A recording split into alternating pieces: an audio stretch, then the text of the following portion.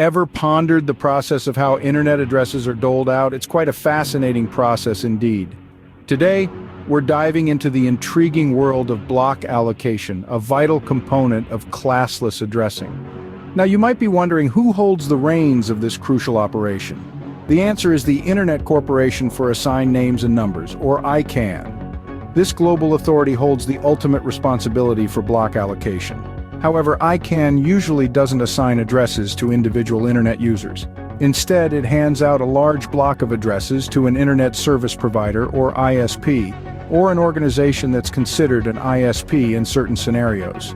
For the smooth operation of classless interdomain routing, or CIDR, two restrictions need to be applied to the allocated block.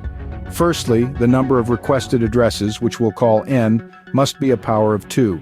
Why is that, you ask?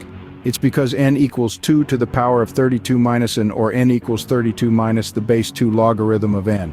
If n isn't a power of 2, we can't have an integer value for n. Secondly, the requested block must be allocated where there is a sufficient number of contiguous addresses available in the address space.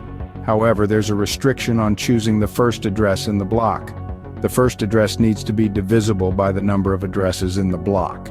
This is because the first address needs to be the prefix followed by the number 32 minus n of zeros.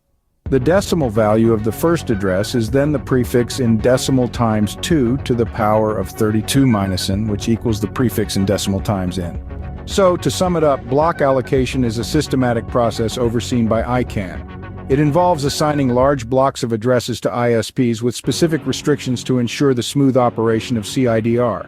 The number of requested addresses has to be a power of 2, and the first address in the block must be divisible by the number of addresses in the block. I hope this illuminates the intriguing process of block allocation in internet addressing. It's a testament to the sheer sophistication and ingenuity embedded in the digital world we so heavily rely on. So the next time you go online, remember there's a lot more going on behind the scenes than meets the eye.